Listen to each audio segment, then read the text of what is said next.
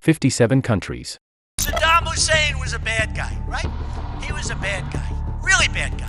I've long said that the greatest danger facing our world is the coupling of militant Islam with nuclear weapons. There are hundreds of millions of peaceful Muslims. That is a fact. But that does not mean that Islam itself is peaceful. After the United Nations, it's the second largest international organization. The alliance represents about 1.8 billion people. Nonetheless, it has gone bust miserably. It has no concern about the Kashmir issue. It's perfectly speechless on behalf of Uyghurs and Muslims. Even for the blazing Rohingya Muslims, the organization could have done a lot, but they couldn't overcome the atmosphere of sleep. Its name is the OIC, that means Organization of Islamic Cooperation. The name is now equally surprising and ridiculous. Let alone thinking about this, due to the hidden support of the United Arab Emirates and Saudi Arabia in the 46th OIC conference, the Kashmir issue didn't get seriousness. The aim of the OIC was to strengthen solidarity and cooperation among Islamic countries in all cases. Notwithstanding the context in which it was born in 1969 as the patron organization of about 2 billion Muslims, the OIC to actualize its principal goals to protect the interest of Palestine and implement human rights, has ultimately come unstuck. Furthermore, at that time, the organization had said emphatically it would drive the forcible occupier Israel into a corner. Notwithstanding, by the cycle of time, the OIC has now become a much more isolated, lethargic, useless, and goalless organization. Now many OIC countries have formed a close friendship with Israel for their own benefit. Do you know who is one of the Israel's allies in the Gaza blockade? That's Egypt. The inconvenient truth is the activities of the OIC are limited to meeting Muslim states at the foreign level after 3 years. It's instinctive to ask the question, exactly why did the OIC fail? Today, let's discuss about it. The questions and analysis raised by this content aren't personal to us. Our content has been created on the basis of various investigative studies, not intended to hurt someone's personal feelings. In this discussion, we won't make abortive attempts to be satisfied with the conspiracy of any other country or organization. The principal organs of the OIC include the Islamic Summit, the Council of Foreign Ministers, CFM, the General Secretariat, International Islamic Court of Justice.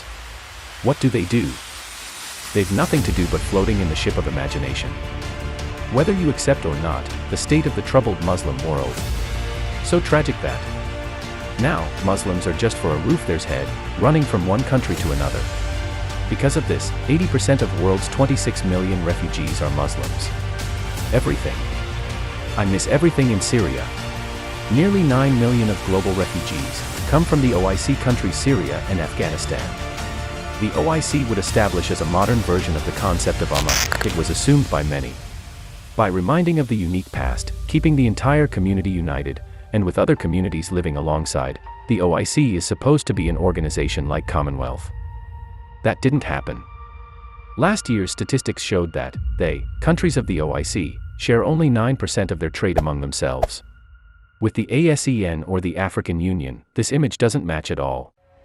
On August 21, 1969, when Al-Aqsa Mosque, one of the religious places of Muslims, has been set on fire by Israeli forces.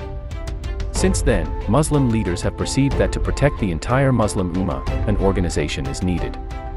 Based on that need, on September 25 of the same year, 1969, the OIC was founded. The first conference of the OIC was an expression to protect the interests of Muslim Ummah, to speak unitedly, and to ensuring the progress and well-being of the Muslims of the world. That was the first expression of a firm resolve. For various social issues and the Palestine issue, as well as Kashmir issue, and several other conflicts that have taken place in the Middle East, it's also the responsibility of the OIC to find sustainable solutions. There are several countries on the OIC alliance. Those have black gold petroleum reserves. Contrary-wise, there are some countries which are poor. But in those countries, there is an inexhaustible supply of human power and labor. With the combination of a lot of money and labor, an incredible development could have taken place in the OIC settlements. But what happened? Islamophobia continued to grow around the world. Very few countries under the ineffective OIC are in stable condition. Despite of many wealthy countries are in this alliance, 25% of the entire population of the OIC is still deprived of safe drinking water and essential health services. At the top of the International Human Development Index, no Muslim country can be found. The main factors that have played a key role in this ineffectiveness of the OIC are the narrow political and nationalist interests of the alliance countries. On the one hand, the organization failed to increase economic cooperation. On the other hand, within the community, it has played a role in increasing the Shia-Sunni distance after the death of Soleimani that has reached a peak height.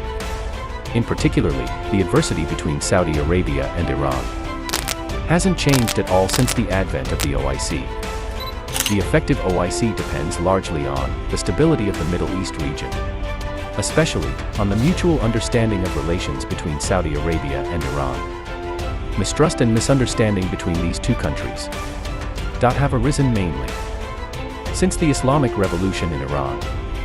The Islamic Revolution in Iran, led by Ayatollah Khomeini, formed a Shia ideology-based government, and the contrary, Saudi Arabia was formed on the basis of Wahhabism.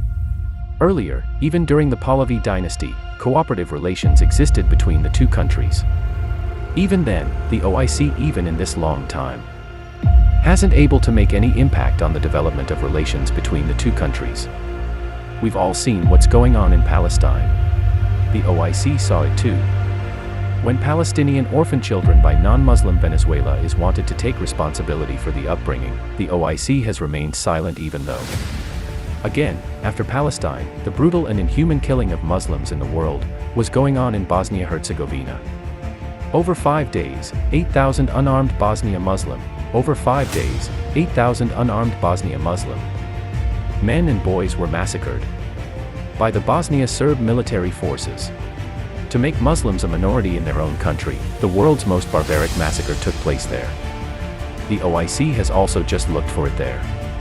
Before the Saddam Hussein incident in 2003, he said that some so-called Muslim and Arab neighbors are conspiring to destroy Iraq.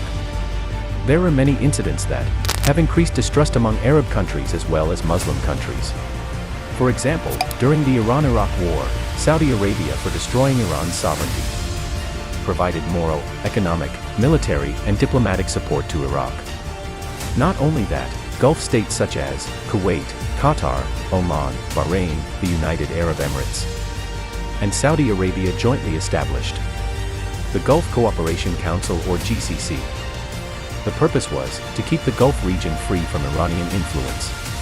Nonetheless, in 2017, the Saudi-led GCC alliance, over allegations of supporting and aiding terrorism and being close to Iran, severed diplomatic ties with Qatar. From the beginning, Qatar has denied these allegations and protested. But where's the attainment? Not only the Gulf region, but also in all countries of the Islamic world, internal conflicts are manifest. Gaddafi's Libya and Syria are still a mockery of the OIC's idea of the united Muslim world. Each member of the alliance has fomented one of the existing forces there. The Rohingya crisis is one of the most terrible humanitarian crises in the world today.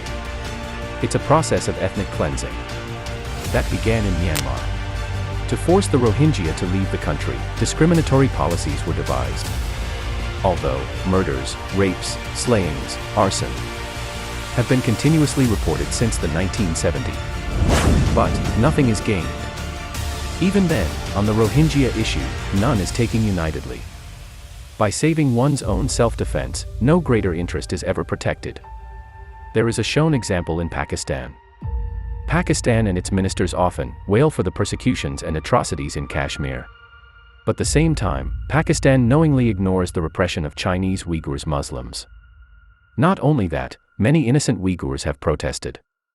How Pakistan, without any evidence of their involvement with any militant group, has handed over hundreds of Uyghur Muslims to Guantanamo Bay. We're going to put an end. Yemen isn't far from the OIC headquarters, Jeddah. Every day, the blood stains of countless Yemenis are seen on this organization. The screaming of Yemen's poor Muslims haven't yet reached to the OIC.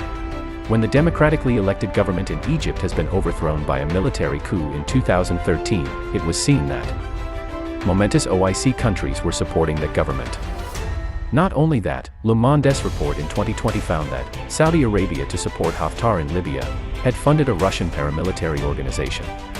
To reduce such disputes with each other, no internal buildups in the OIC. Of many member countries as Saudi Arabia and Iran, the bitterness in the interrelations is increasing day by day. The ordinary Muslims are completely ignorant about that. But the leaders of some countries are the culprit of this, who increase and are keeping these divisions alive. There's also the view that due to the OIC, powerful non-Muslim majority countries have benefited to make the Muslims impotent.